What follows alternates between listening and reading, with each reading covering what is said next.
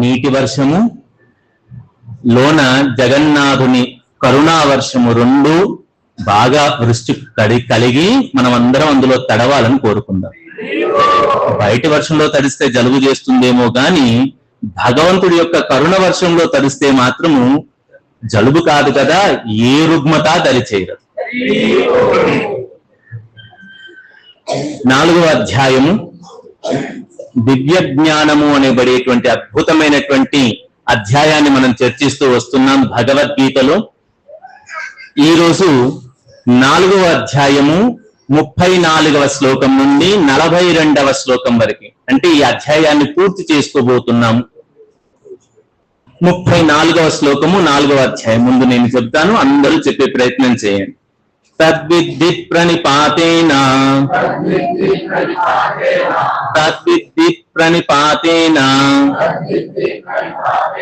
పరిప్రశ్నేన సేవయా ఉపదేక్ష్యంతి తే జ్ఞానం జ్ఞానినస్తత్వదర్శినః. ఇక్కడ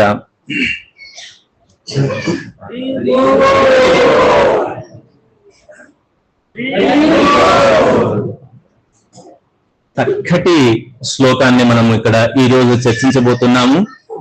నిన్నటి వరకు ఈ 4వ అధ్యాయంలో ముందుగా భగవంతుడు ఎందుకు అవతరిస్తాడు, ఈ జ్ఞానం ఏ విధంగా వచ్చింది, ఈ జ్ఞానం ఇవ్వబడినటువంటి సందర్భం ఏమిటి, ఎవరికి ఇచ్చారు ఈ జ్ఞానాన్ని, జ్ఞానం ఇచ్చేవాడు భగవంతుడైతే ఆ భగవంతుడు ఎందుకు రావాలి, ఎప్పుడు రావాలి, వచ్చిన వాడు ఏం చేస్తాడు అనేటువంటి భగవద్ అవతార రహస్యాలను తెలుసుకున్నాం. ఆ తర్వాత కర్మను జ్ఞానము చేత ఏ విధంగా ఉనరించాలనేటువంటి వివిధ దశల్లో తెలుసుకుంటూ ఈ మానవ సంఘం అంతా కూడా ఈ సమాజం ముందుకు నడవాలంటే 4 వర్ణములుగా విభజించబడింది. ఆ వర్ణములు ఏ విధంగా విభజించారండి, దేని ఆధారంగా విభజించారు? గుణకర్మ చేతన, జన్మకర్మ చేతన? గుణకర్మ చేతనే విభజించబడింది. అయితే జన్మకర్మన గుణకర్మన అనేటువంటి పెద్ద చర్చ ఉన్నప్పటికీ భగవంతుడు సాక్షాత్తుగా ఆయన నేరుగా చెప్పాడు గుణకర్మ. వివిధ స్మృతులు, ఉపనిషద్ వాక్యాలు కూడా దీనికి ఏమంటారు, దీనికి సంబంధించినటువంటి ఉన్నాయి. ఆ విషయాన్ని మనం చర్చించుకున్నాం. మరి వైష్ణవుడు ఎవరు? ఈ 4 వర్ణాల్లో ఏ వర్ణానికి చెందినవాడు వైష్ణవుడు అని చెప్పుకున్నాం? ఏ వర్ణానికి చెందినవాడు కాదు, వైష్ణవుడు అనేటువంటి వాడు. భక్తుడు ఏ వర్ణానికి చెందాడు? బ్రాహ్మణుడా, వైశ్యుడా, శూద్రుడా, క్షత్రియుడా, లేదు ఏ ఆశ్రమానికి చెందినవాడు అంటే బ్రహ్మచర్యమా, గృహస్థమా, వానప్రస్థమా, లేకపోతే సన్యాసమా, ఎందులో ఉంటాడు ఈయన? భక్తుడు అనేటువంటి వాడు ఏ వర్ణానికి, ఏ ఆశ్రమానికి చెందినవాడు?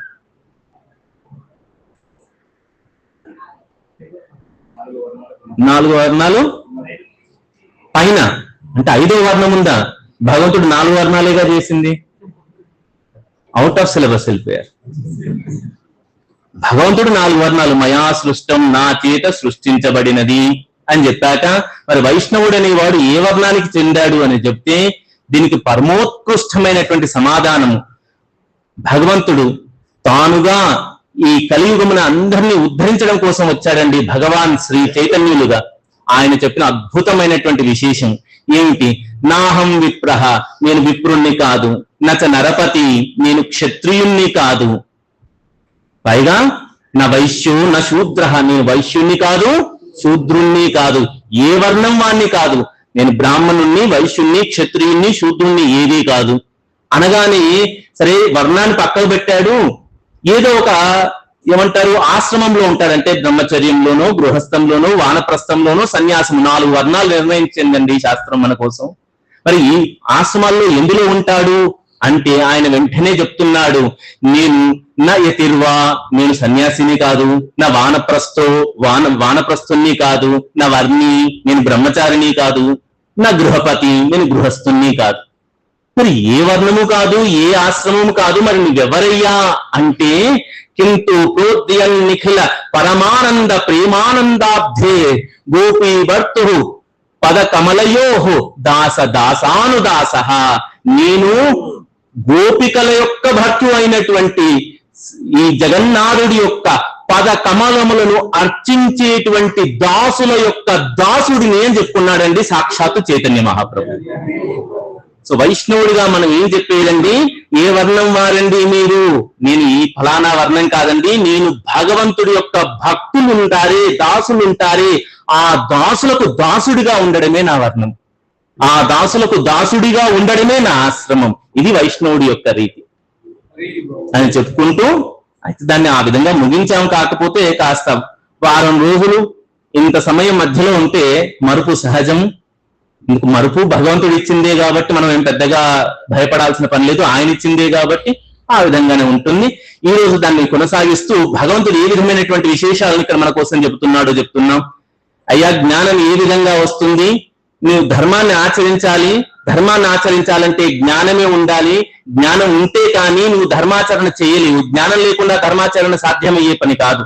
అంటే ఏంటి, వెలుతురు ఉంటేనే నువ్వు ఏదో ఒక పని చేయగలుగుతావు, వెలుతురు లేకుండా చీకట్లో పని సాధ్యమవుతుందా, కష్టం. ఏ వస్తువు ఏంటి అనేది ఇటువంటి విచక్షణ లేనప్పుడు, ఇక్కడ వస్తువు ఉందా లేదా అనేది తెలియనప్పుడు చీకట్లో ఏది మనం ఒక నిర్దిష్టంగా ఒక కార్యాన్ని చేయడానికి వీలయ్యే పని కాదు.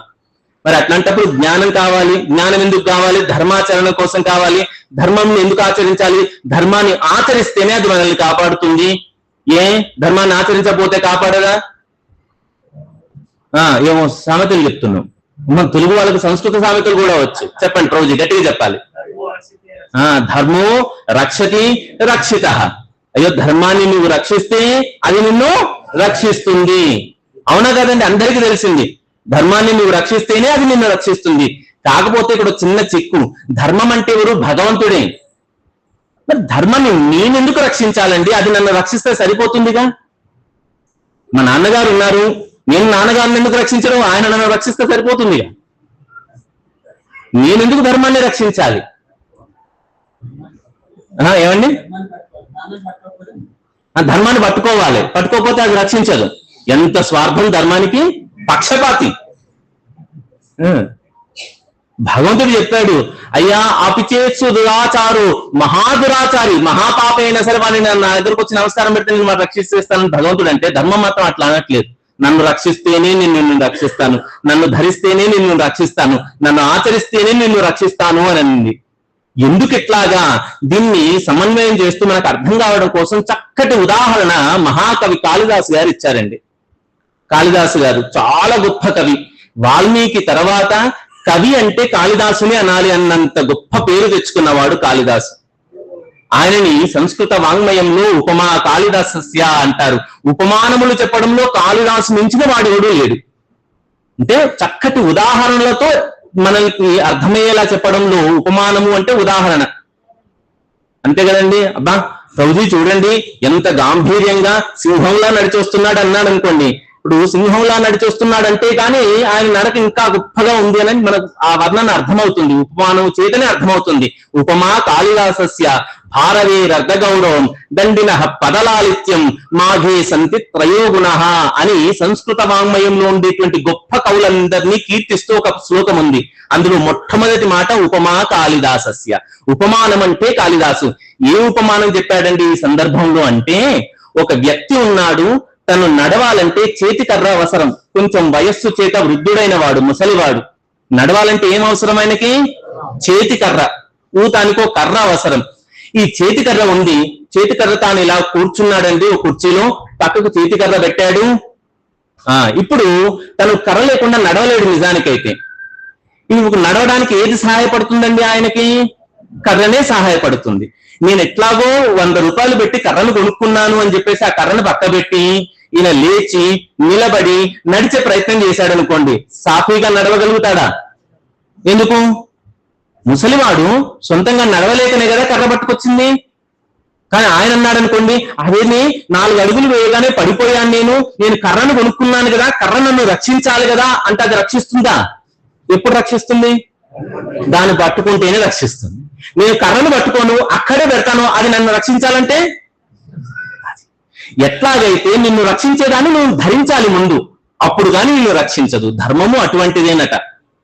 నువ్వు ఆచరిస్తే గానీ అది నిన్ను రక్షించదు. నువ్వు ఆచరించకుండా రక్షించండి అంటే ఎట్లాగా ఉంటుంది అంటే, కర్రని నేను పట్టుకోను కానీ నన్ను కాపాడాలి అనడం ఎంత గొప్ప విజ్ఞతో ఇది అంతే విజ్ఞత అవుతుంది. అలా చక్కగా చెప్పాడు. మరి ధర్మాచరణకు జ్ఞానమే ముఖ్యమైనటువంటి విషయము. మరి జ్ఞానం ఏ విధంగా వస్తుంది? ఎవరయ్యా జ్ఞానాన్ని ఇచ్చేవారు? ఎవరండి? గురువే జ్ఞానాన్ని ఇస్తాడు. మరి గురువును జ్ఞానం ఇస్తున్నాడు కదా అని చెప్పేసి ఏ విధంగా గురువు గారి దగ్గర నుండి జ్ఞానం తెచ్చుకోవాలి? అడిగితే చెప్పరా? ఆయన అడగాలన్న అవసరం ఏముంది? ఆయనగా ఆయన దగ్గర జ్ఞానం ఉంది కాబట్టి ఇవ్వాల్సింది అంతే. అన్నాం అనుకోండి, ఈ గురువు గారు ఎవరు, ఆయనని ఏ విధంగా అతని నుండి మన జ్ఞానాన్ని సముపార్జించాలనేటువంటి విశేషాన్ని ఇక్కడ భగవంతుడు చెప్తున్నాడు. ఏమంటున్నాడు? తత్ విజ్ఞి, అది తెలుసుకో. ఏ విధంగా? ప్రణిపాతేన పరిప్రశ్నేన సేవయ. ఎవరికి? గురువు గారి దగ్గరికి ప్రణిపాతము చేసి పరిప్రశ్న చేస్తూ సేవ చేస్తూ జ్ఞానాన్ని తెలుసుకోవయ్యా అంటున్నాడు. విద్య అంటే తెలుసుకోవడము. ఏంటి? ప్రణిపాతము చేయడం. వినమ్రంగా గురువు గారి చేరాలండి. ఏమిటి? పిరుసుగా, భింకంగా, గర్వంగా గురువు గారి దగ్గరికి వెళ్ళడానికి వీలు లేదు. వినమ్రతతోనే వెళ్ళాలి గురువు గారి దగ్గరికి. అది వెళ్ళిన వాడు ఏ విధంగా ఉండాలి? పరిప్రశ్న చేయాలి. మరి ఇక్కడ చాలా చక్కటి మాట ఇక్కడ భగవద్గీతలోను రామాయణంలోనూ కూడా కనబడుతుంది. ఈ పరి అనేటువంటి ముఖ్యమైనటువంటి మాట. ప్రశ్న వేయాలి అంటే సరిపోతుంది. నిజానికి చక్కటి ప్రశ్న వేస్తే ఆ ప్రశ్నకి సమాధానం చెప్తాడు గురువు గారు. ఏమిటండి గురువు గారు, నేనెవరు, నువ్వెవరు, ఇట్లాగే ఇదోటి, ఇదేంటి, అదేంటి అని సందేహాలు అడుగుతూ ఉంటాం కదా. మరి సందేహాలను అడగడము లేదా తెలుసుకోవాలనేటువంటి జిజ్ఞాసతో ఒక మాట అనడము అంటే ప్రశ్న అడగడమే అని. కానీ భగవంతుడు ఇక్కడ ఏమంటున్నాడు? పరిప్రశ్నేనా అంటున్నాడు. పరిప్రశ్న చేస్తూ నువ్వు గురువు గారి దగ్గర నుండి జ్ఞానాన్ని తీసుకోవాలి. పరిప్రశ్న చేయడం ఏమిటి? ప్రశ్న చేయడం ఏమిటి? ఈ రెండింటి మధ్యల తేడా ఏంటో తెలుసుకుందాం. ప్రశ్న వేయడం అంటే లౌకికంగా ఉండేటువంటి లౌకిక వ్యవహారాలకు సంబంధించినటువంటి జిజ్ఞాసతో నువ్వు ఏదైనా అడిగావా, అది ప్రశ్న. ఇప్పుడు ఎవరున్నారు అధికారంలో, మరి అధికారంలో ఉన్న వాళ్ళ వల్ల ఏమవుతుంది, లేని వాళ్ళు ఏం చేస్తున్నారు, రేట్లు ఎట్లా ఉన్నాయి, వర్షాలు ఎప్పుడు పడుతున్నాయి, ఇవన్నీ భౌతికమైనటువంటి విషయాలు అడిగావు. అదేమిటి? ప్రశ్న. లేదు లేదు, నేను ఎవరు, ఈ ప్రకృతి ఏంటి, ఆయన ఎవరు, నాకు ఆయనకు ఉండేటువంటి సంబంధం ఏమిటి, ఇటువంటి జిజ్ఞాసతో నువ్వు ప్రశ్న వేశావా, అది పరిప్రశ్న అంటామండి. పరిప్రశ్న అంటే 5 విషయముల గురించి, 5 అంగముల గురించినటువంటి ప్రశ్నలు వేయాలని చెప్తుంది శాస్త్రం. ఏమిటి? పంచ అంగములు. పంచాంగము అంటాం.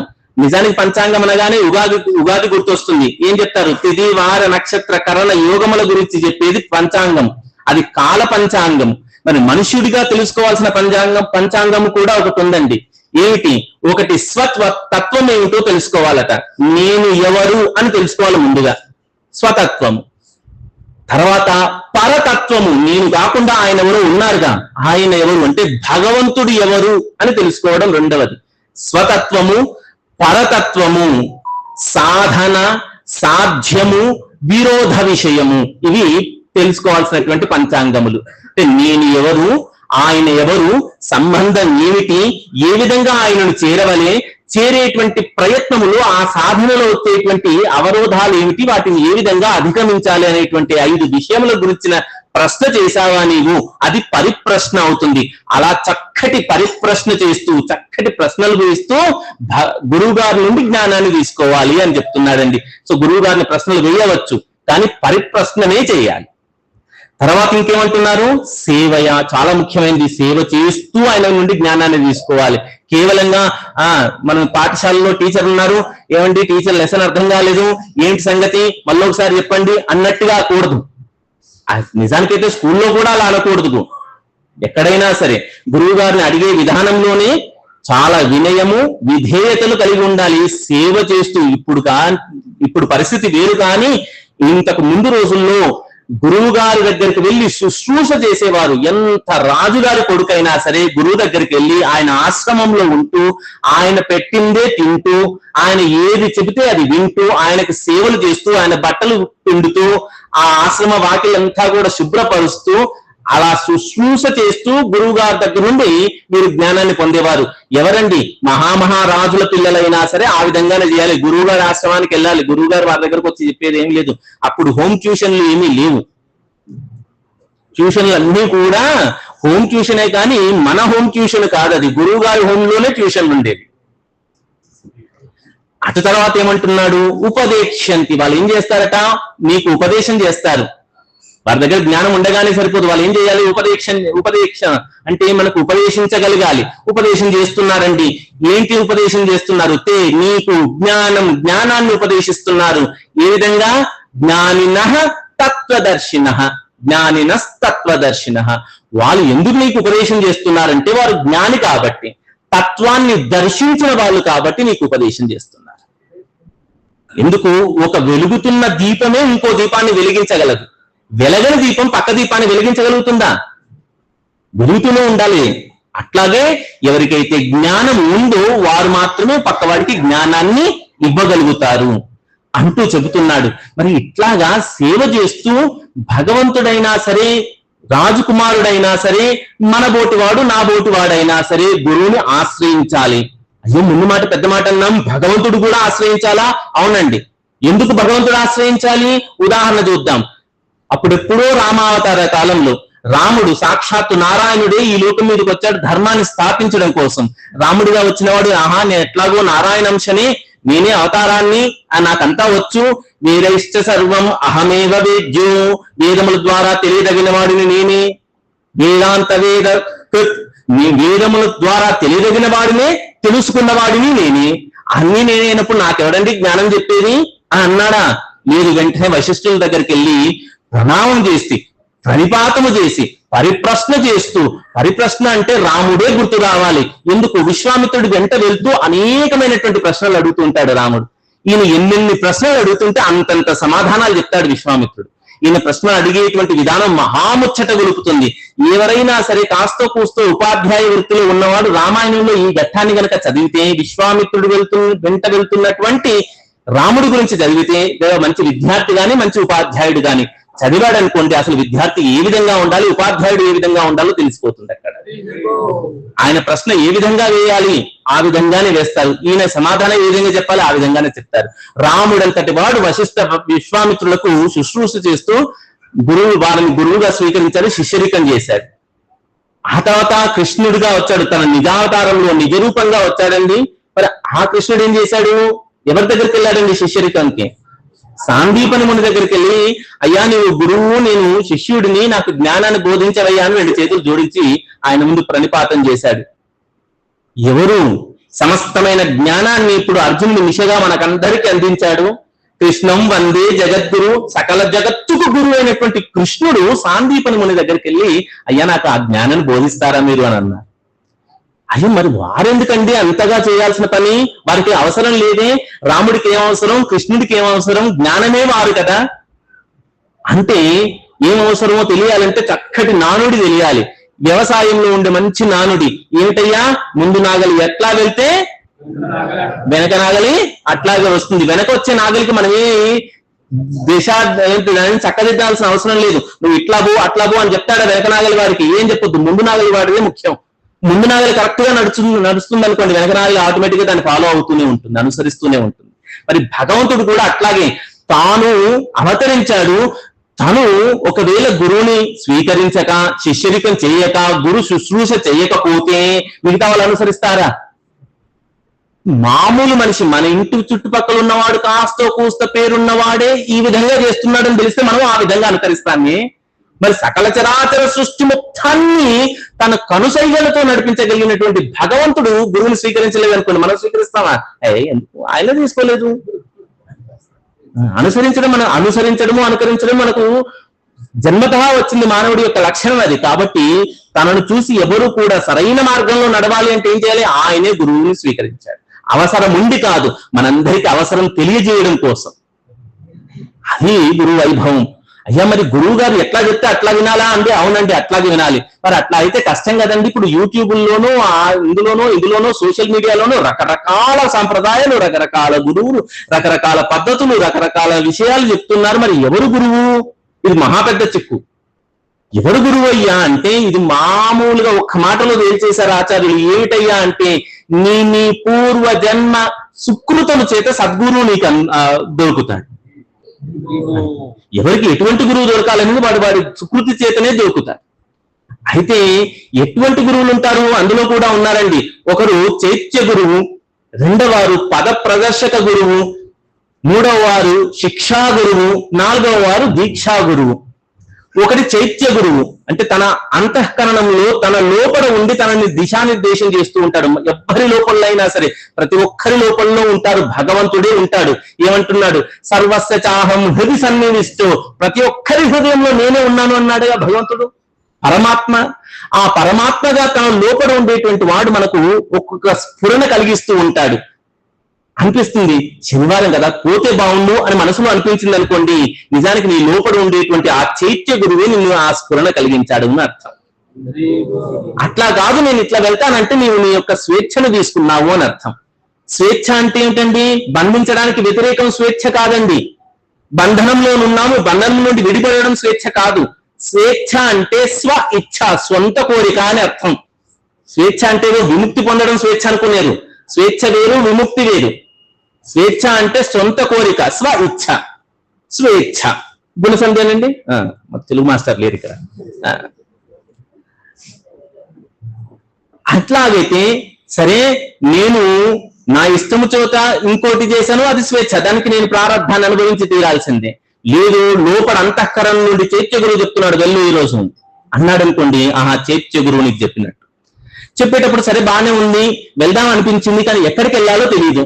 అప్పుడేమైంది? ఈ మేడ్చల్ వీధుల్లోనో రోడ్ల మీదనో అటో ఇటో ఏదో పని మీద వెళ్తూ ఉండగా ఎవరో ఒక భక్తుడు ఓ పుస్తకాన్ని పట్టుకొచ్చి, ఇదిగోనండి భగవద్గీత చాలా బాగుంటుంది, చదవాలి, హిందూ అయిన వాడు, ధర్మాన్ని ఆచరించేవాడు ఖచ్చితంగా చదవాల్సిందని మనకు పరిచయం చేశాడు అనుకోండి, ఆయన పద ప్రదర్శక గురువే. అంటే నీకు మార్గాన్ని చూపించిన వాడు అని అర్థం. మనకు పుస్తకాన్ని చూపించి, గ్రంథాన్ని చూపించి, ఓ ఇక్కడ మందిరం ఉంది, జగన్నాథ మందిరం ఉంది, రండి వెళ్దాం, ప్రతి శనివారం చక్కటి కార్యక్రమాలు జరుగుతాయని చెప్పి తీసుకొచ్చారు. పద ప్రదర్శక గురువు. వారి యొక్క లక్ష్యం ఏమిటి? నీకు ఒక పదాన్ని అంటే మార్గాన్ని చూపించడం వారి లక్ష్యం. అంతవరకు మార్గాన్ని చూపించారు. మన లోపల ఉండేటువంటి వాళ్ళ మార్గాన్ని అందరికీ చూపిస్తారు. ఇప్పుడు మేడ్చల్లో ఉండే ఎంతో మంది ముందు భగవద్గీత పుస్తకాన్ని పెట్టి తీసుకోండి అని అన్నాం, కానీ ఇంతమందిలో కొంతమందే తీసుకుంటారు, మిగతా వాళ్ళు తీసుకోలేదు. కొంతమంది తీసుకున్నారంటే వారిలో ఉండే చైత్య గురువు వారికి ఆ స్ఫురణ కలిగించి నువ్వు తీసుకోవయ్యా అని చెప్పించాడన్నారు. ఇప్పుడు పద ప్రదర్శక గురువు కూడా చెప్పాడు వెళ్ళు అని, కానీ లోపల చైత్య గురువు చెప్పలేదనుకోండి, నువ్వు వెళ్ళు బాగుంటుంది అని అనలేదనుకోండి, రావు. కాబట్టి లోపల ఉండే అంతఃకరంలో నీలో ఉంటూ నిన్ను నడిపిస్తూ ఉండేటువంటి స్ఫురణ కూడా ఒకటి ఉంటుంది. అది భగవంతుడే స్ఫురణ కలిగించేది. 15వ అధ్యాయంలో చెప్పుకుంటాడు కదా, ఏమిటి? జ్ఞానం అపోహనం చ, జ్ఞానము కాని అపోహం కాని స్మృతి కాని అన్ని నా వల్లే వస్తాయని చెప్పుకుంటున్నాడు కదా ఆయననే.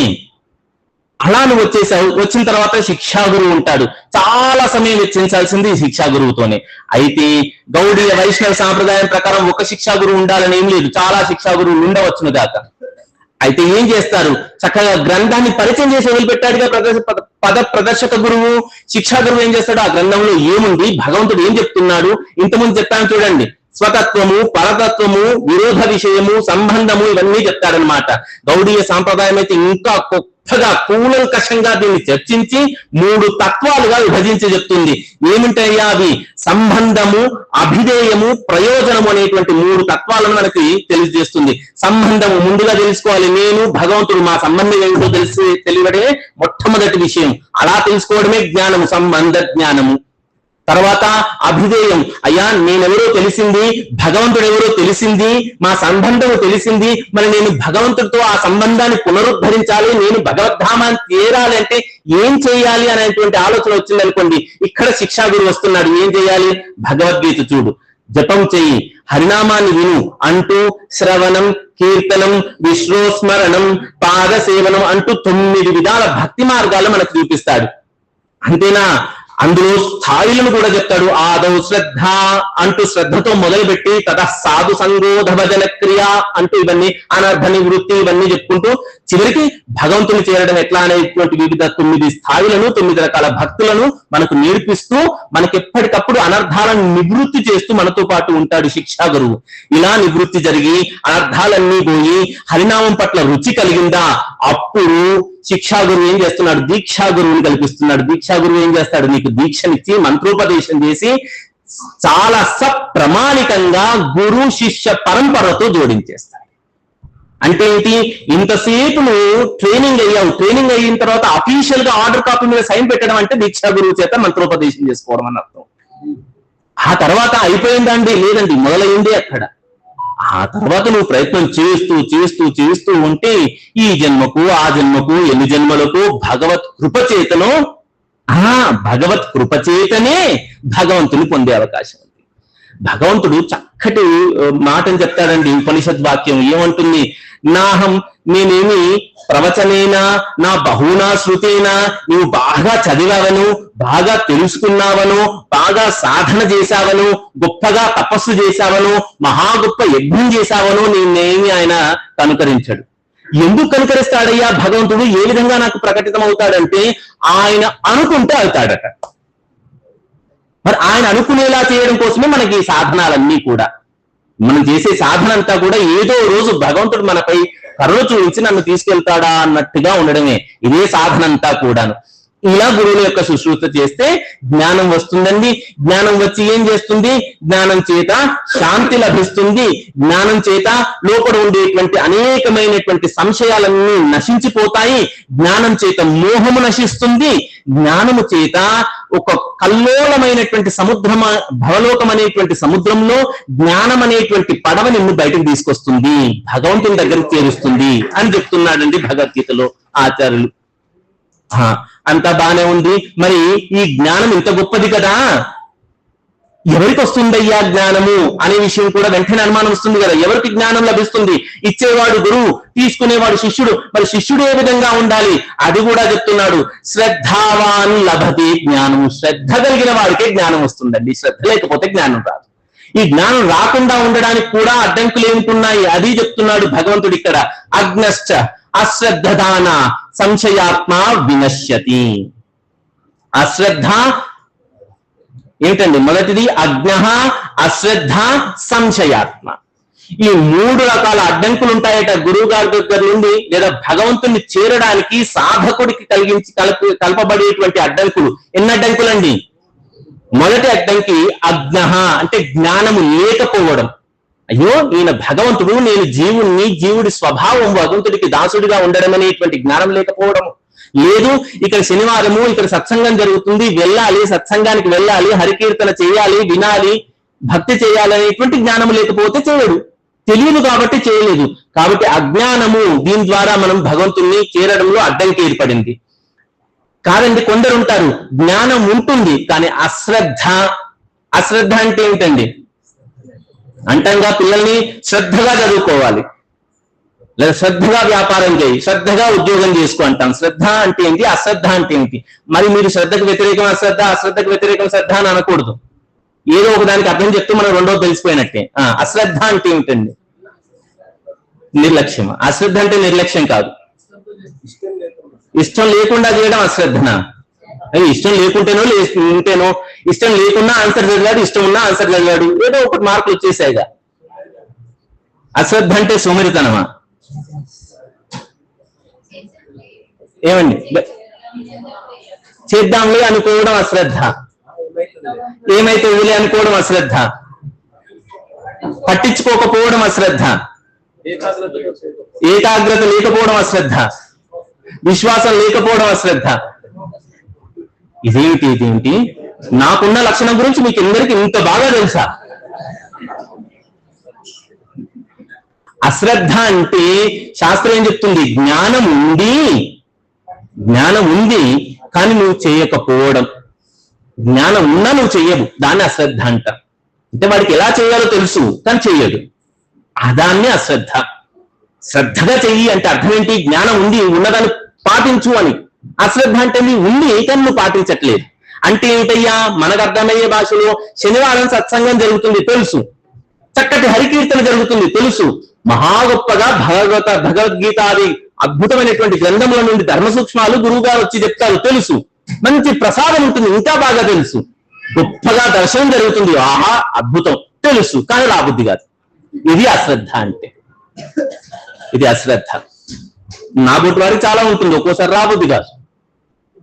మూడవ అడ్డంకి జ్ఞానం లేకపోవడం చేత రాడు, అశ్రద్ధ చేత కూడా రాడు, తెలిసినా కూడా రాడు, అది అశ్రద్ధ. మూడవ స్థాయి సంశయాత్మ. సంశయం అంటే అనుమానం. అంటే ఏమిటి? ఇది మహాప్రమాదం అని చెప్తున్నాడు భగవంతుడు. ఈ 3 అడ్డంకుల్లో అత్యంత ప్రమాదం ఏదైనా ఉంది అంటే అది మూడవదే. సంశయాత్మ వినశ్యతి, వాడు నశించిపోతాడా అంటున్నాడు ఇక్కడ భగవంతుడు. అంటే ఏం మొహమాటం లేదు, డిస్కౌంట్ లేదు, కన్సెషన్లు లేవు. అనుమానం, అబ్బో అనుమానం పెనుభూతం. పెను అంటే పెద్ద అని అర్థం, పెద్ద భూతము అని. ఇంకా అనుమానం పాత రోగం. ఎందుకు కొత్త రోగం అయితే ఏంటి? ఎందుకన్నారు పాత రోగం అని? బాగా గుర్తుపెట్టుకోండి, రోగం పాతది అంటే అర్థం ఏంటంటే ఇంకా అట్లాగే ఉంది అని.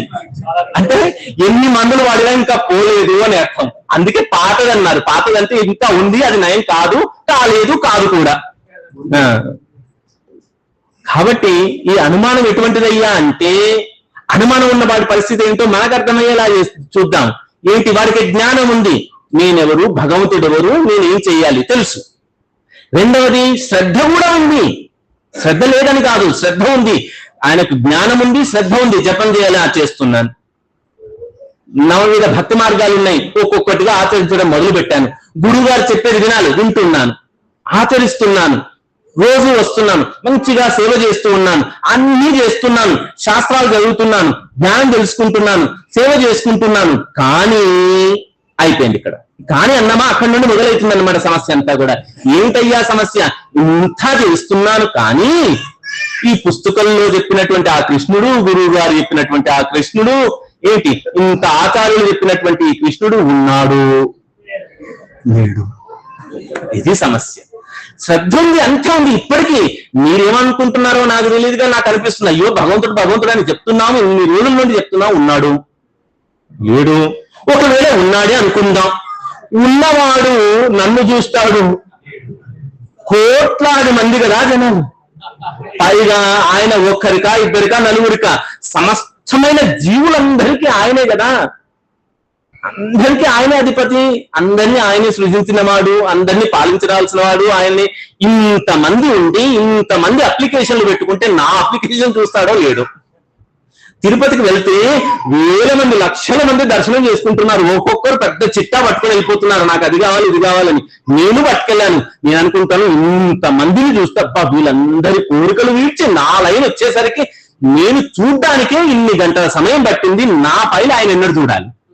ఒక్క తిరుపతిలో ఇట్లా అనుకుంటే భూమి మీద ఎన్ని క్షేత్రాలు లేవు, ఎంతమంది వీళ్ళు అప్లికేషన్లు పెట్టట్లేదు. ఇంతమందిలో నా గురించి ఆయన ఆలోచిస్తాడు, ఆలోచించినా నన్ను కరుణిస్తాడు లేడు. ఉన్నాడు లేడు. గజేంద్రుడు సంశయం లాంటిది. కలడందురు దీనులయడ కలడందురు పరమయోగి గణముల పాలిన్ కలడందురన్ని దిశలన్ కలడు కలండనడివాడు కలడో లేడు. పద్యం వచ్చేసింది అందరికి. కలడో అంటే వస్తాడా? ఇది ఈ సంశయం ఉన్నవాడికి అస్సలే రాదు. అంటే వినశ్యతి అని ఊరుకోలేదండి. ఆ శ్లోకంలో 2వ పాదంలో భగవంతుడు చెప్తున్నాడు, ఎవరైతే సంశయాత్ముడై ఉన్నాడు అంటే ఎప్పుడు మనసు అనుమానము చేత ఉంటాడో వాడికి ఇహము పరము 2 కష్టదాయకమే ఉంటుంది. ఎప్పుడు సుఖంగా ఉండలేడట వాడు. ఇహములో సుఖము దొరకదు, పరములో సుఖము దొరకదు. ఎవరికి? సంశయాత్ముడికి. అజ్ఞానైనా పాపం పోనీలే, వాడికి తెలియదు కదా అని ఊరుకుంటారేమో గాని సంశయాత్ముడు మాత్రం సుఖంగా ఉండలేడు. అనుమానం ఉన్నవాడికి సుఖం ఎక్కడిది చెప్పండి? మన పెద్దగా దాని గురించి ఎక్స్ప్లెయిన్ చేయాల్సిన అవసరం లేదు. మరి వీటన్నిటికీ మూలం ఇంత చెప్పి భగవంతుడు అంటున్నాడు, అర్జున ఇదంతా విన్నావు కదా, ఈ జ్ఞానము చేత నీ మోహము తొలగిపోతుందయ్యా. ఈ జ్ఞానము వంటి పవిత్రమైనది మరొకటి లేదు. ఈ జ్ఞానము చేత నువ్వు కర్మలు ఆచరిస్తూ ఆ కర్మ ఫలితాలను నువ్వు పట్టుకోకుండా నాకు అర్పిస్తూ నా యందే మనస్సు నిలిపి నువ్వు నీ కర్మను ఆచరించు. అతిష్ఠ ఉత్తిష్ఠ అర్జున అంటాడు. అతిష్ఠ యోగాన్ని పట్టుకో, ఉత్తిష్ఠ యుద్ధం చేయి అని చెప్తున్నాడు. దాంతో ఈ అధ్యాయాన్ని ముగించేశాడు. ఇంత చెప్పాడు. దీనికి మూలం ఎక్కడి నుండి మొదలుపెట్టింది? ఎవరయ్యా ఈ జ్ఞానాన్ని ఇవ్వాల్సింది? ఎవరివ్వాలి? ఎవరివ్వాలి? ఎందుకు ఇస్తాడు? ఉద్ధరించడానికి భగవంతుడు పంపించాడు. కానీ ఏ విధంగా మనం గురువుగారి దగ్గర నుండి జ్ఞానం తీసుకోవాలి? తద్విద్ధి ప్రణిపాతేన పరిప్రశ్నేన సేవయ. అట్లా అయితేనే ఉపదేక్షంతి తే జ్ఞానం జ్ఞానిన తత్వదర్శన. మరి అట్లా ఎవరైనా ఉన్నారా? జ్ఞానాన్ని అందించేవారు గురువు అంతటి వాడా అని అనిపిస్తే వెనకటికి పెద్ద సమయం కాదు, ఒక 7-8వ శతాబ్దమో లేదా అంత కాస్త ముందు 1వ శతాబ్దం అని కొందరు, 4వ శతాబ్దం అని కొందరు అంటుంటారు. శంకరాచార్యులు ఉన్నారండి. ఈయనకి చాలా మంది శిష్యగణాన్ని వేసుకొని ఈ కన్యాకుమారి నుండి శ్రీనగరం వరకు అన్ని క్షేత్రాలు తిరుగుతూ అపసాంప్రదాయాలు లేదు అవైదికమైనటువంటి ధర్మాలు ఏమున్నాయో ఆ అవైదిక ధర్మాలని వాదముతో ఓడించి సనాతన ధర్మాన్ని నిలబెడుతూ వెళ్తూ ఉన్నారట. వెళ్తూ ఉన్న క్రమంలో ఆయన శిష్యగణం చాలా పెద్దది. అందులో అనేక మంది శిష్యులు ఉన్నారు, తోటకాచార్యులు ఉన్నారు, సనందుడు ఉన్నాడు, ఇలా చాలా మంది ఉంటారు. వీళ్ళందరిలో కూడా అనిపించిందట, గురువు గారు ఎప్పుడు కూడా సనందుని పట్ల పక్షపాతంగా ఉన్నారు, ఈయనతోనే పక్షపాతంతో ఉన్నారు ఈయన, మిగతా వారి పట్ల కాదు. ఎందుకు? ఆయన అంటేనే కాస్త ఎక్కువ ప్రేమ అని అనిపించింది. ఆ విషయం ఈయనకు తెలిసింది గురువు గారికి. ఎవరికి? శంకరాచార్యులకు తెలిసింది. మరి శిష్యుడి యొక్క వైభవం ఏంటో తెలియజేయాలనుకున్నారు ఏమో. ఆయన దగ్గరికి మిగతా వాళ్ళందరూ వచ్చారు శిష్యులు. ఆ సమయంలో సనందుడు మాత్రము గంగా నదికి ఆవలి తీరంలో ఉన్నాడు. గురువు గారి యొక్క వస్త్రాలని శుభ్రపరుస్తున్నాడు, ఉతుకుతున్నాడు ఆయన సనందుడు. మిగతా శిష్యులందరూ కూడా ఇటువైపు తీరంలో శంకరుల ముందు వచ్చి నిలబడ్డారు. ఆచార్య, మేమందరం శిష్యులమే, మీరు మాకు గురువు, గురువు అంటే దైవమే. అయ్యో, మాకు దైవాన్ని పరిచయం చేసింది మీరే, మీ ద్వారానే జ్ఞానం వస్తుంది, అంతా బానే ఉంది, కానీ మీకు సనందుడు అంటేనే కొంచెం అని అన్నట్ట. అవునా, అలా అనిపించిందా? ఈయన ఏ సమాధానం చెప్పలేదు, మనసులో అనుకున్నాడు. వెంటనే అటువైపు తిరిగి ఆ నది ఆవలి ఒడ్డున సనందుని చూశాడు. ఏం చేస్తున్నాడండి సనందుడు అక్కడ? శుశ్రూష చేస్తున్నాడు, బట్టలు ఉతుకుతున్నాడు. ఎవరివి? గురువు గారు. ఈయన గట్టిగా కేకేశాడండి. ఏమని? సనందా అని పిలిచాడంతే. ఈయన ఒక్క పలానా మా గురువుగారు పిలిచారా నన్ను అని చూశాడు. మా గురువుగారు పిలుస్తున్నాడు, రావయ్యా వేగంగా అన్నాడు. ఈయన సనందా అని పిలిచాడు. ఆ బట్టలు పక్కబెట్టి పరుగున వచ్చేస్తున్నాడండి. అదేంటి మధ్యలో ఉంది?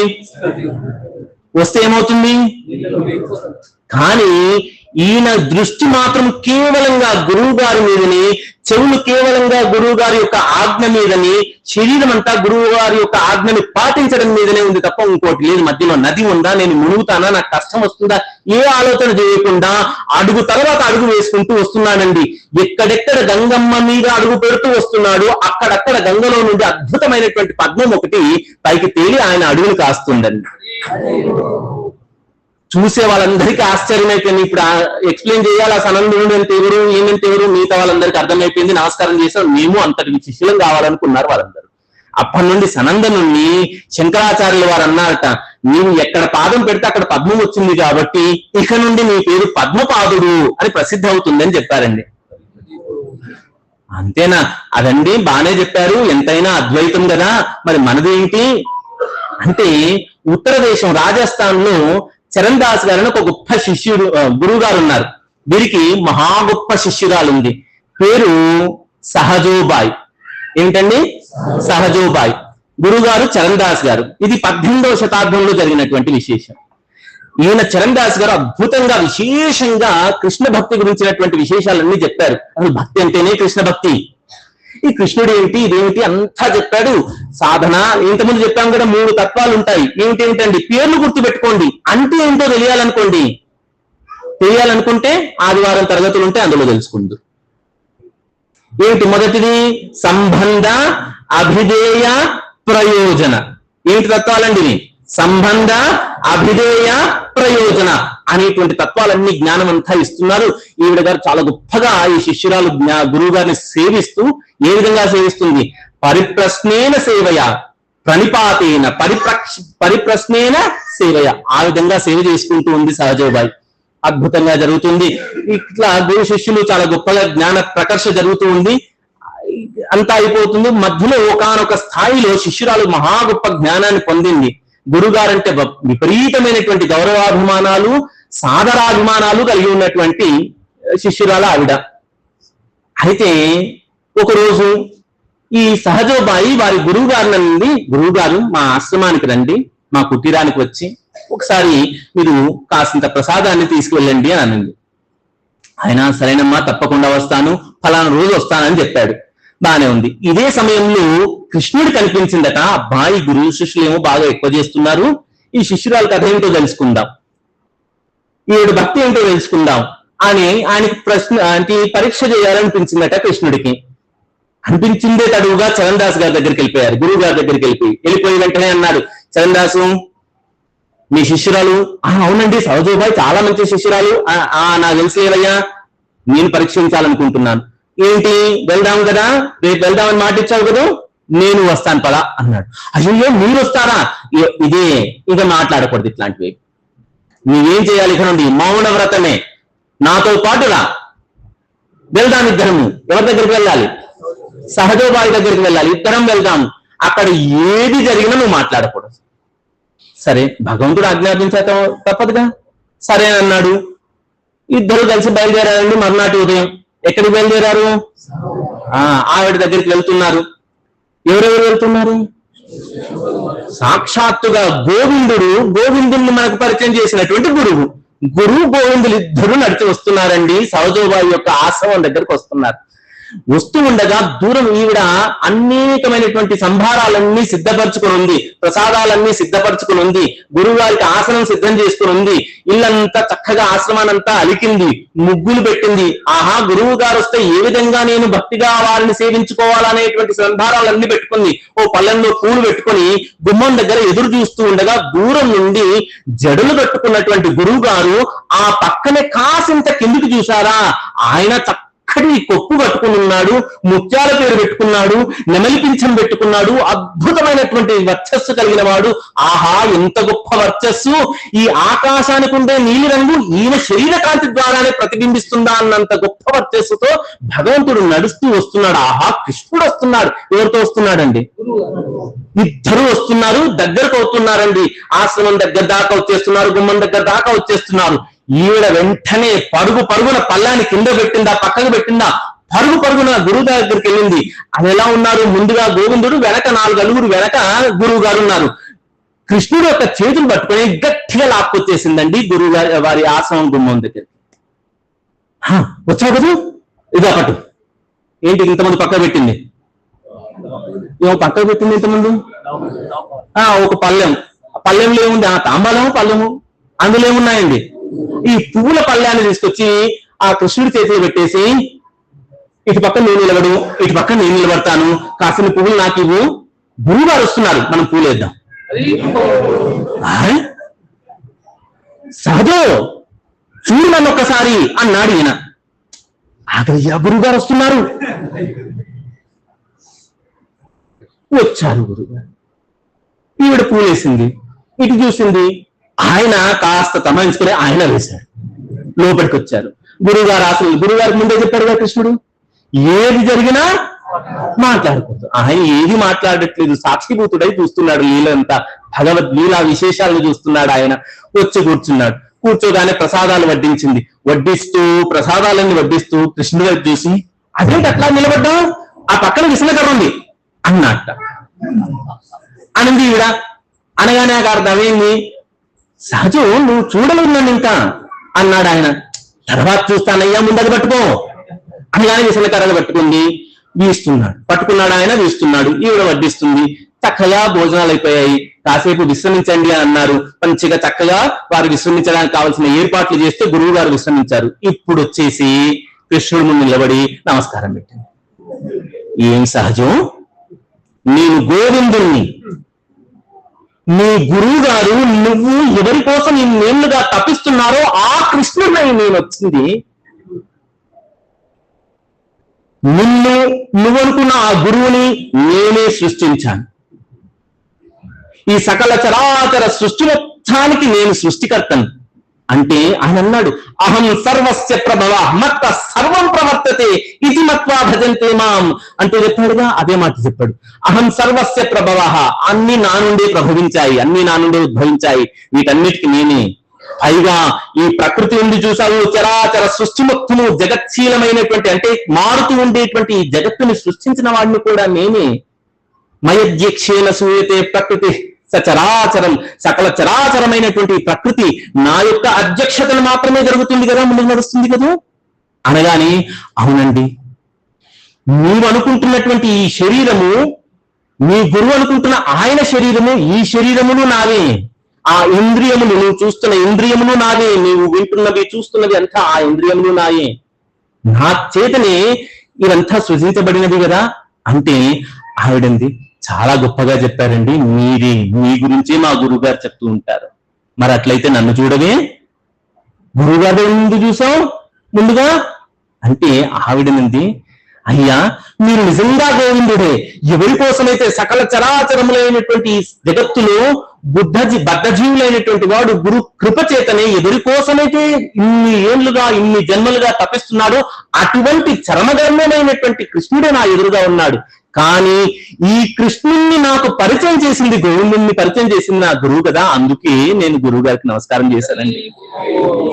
పైగా ఎన్ని జన్మలెత్తితేనో, ఎన్ని పుణ్యకార్యములు చేస్తేనో, ఎంత భక్తి చేస్తేనో లేదు ఆ భగవంతుడిపై నాపై కరుణ కలిగితేనో నా దగ్గరికి రావాల్సినటువంటి ఆ భగవంతుణ్ణి చేయి పట్టుకుని నా ఇంటి దగ్గర దాకా తీసుకొచ్చాడు కదూ, అప్పుడు నేను గురువు కదా నమస్కారం చేయాలి అనింది. పైగా కృష్ణ ఏమన్నావు, ఈ చక్షు అంతా నీవేనా, ఈ త్వక్ వాక్ చక్షు ఇవంతా కూడా నీవే అన్నావు కదా, నిజమేనయ్యా, ఈ ఇంద్రియాలు ఈ శరీరము ఇదంతా కూడా నీవే, కానీ ఇటువంటిది నాకేనా, సమస్తమైన జీవకోటికి ఇచ్చావు. ఇంతమంది జీవకోటి ఉంటే, ఇంతమంది జీవులుంటే, ఇంతమందికి కన్నులున్నాయి, ఇంతమందికి చెవులున్నాయి, ఇంతమందికి నోరు నాలుక ఉంది, ఇంతమందికి శరీరం ఉంది, కానీ ఎంతమంది అయ్యా హరికీర్తనం చేస్తున్నారు, ఎంతమంది అయ్యా భగవద్గీత భాగవతాది గ్రంథ పఠనం చేస్తూ ధర్మ సూక్ష్మాలను అర్థం చేసుకుంటున్నారు. కేవలం గురు కృప కలిగిన వారు మాత్రము తప్ప మిగతా వాళ్ళు చేయలేకపోతున్నారే. నీవు ఇంద్రియాలు ఇచ్చావు సరే, ఆ ఇంద్రియాలు ఏ విధంగా ఉపయోగించాలో చెప్పిన వాడు నా గురువు కాబట్టి ఆయనకు ప్రణామం చేశాను కృష్ణ అని ఆ గోవిందుడి పాదాలపై పడింది. ఇది సహజోబాయి యొక్క కథ. అయితే ఇందులో నుండి మనం గ్రహించాల్సింది, బాగా గుర్తుపెట్టుకోవాల్సింది ఏంటయ్యా అంటే, దీని అర్థము వ్యక్తి పూజ చేయమని కాదు, వ్యక్తి పూజ చేయమని కాదు, గురువు యొక్క స్థాయి ఆ విధమైనటువంటి స్థాయి ఉంది అని చెప్పడం. అటువంటి గురువు ఎవరైనా ఉన్నారా అంటే ఉన్నారా ఎవరండి? ఇదే వ్యక్తి పూజ. అటువంటి గురువు మీకు నాకు ఈ సమస్తమైనటువంటి ఈ కాలంలో ఉండే జగత్తు మొత్తానికి ఒకరున్నారు, మహా గొప్ప శిక్షా గురువులు. ఈయనకు మించే శిక్షా గురువు లేరు, ఆయనే అభయచరణారవింద భక్తి వేదాంత స్వామి శ్రీల ప్రభుపాదికి అద్భుతమైనటువంటి శిక్షా గురువు. ఇప్పటికీ మనతోనే ఉండి మనకు శిక్షణ ఇస్తున్నారు. ఆయన యొక్క పుస్తకాల ద్వారా, ఆయన యొక్క గ్రంథ రాజాల ద్వారా, ఆయన యొక్క భాష్యాల ద్వారా మనందరినీ శిక్షణను ఇస్తూ చక్కటి మార్గంలో నడుపుతున్నారు.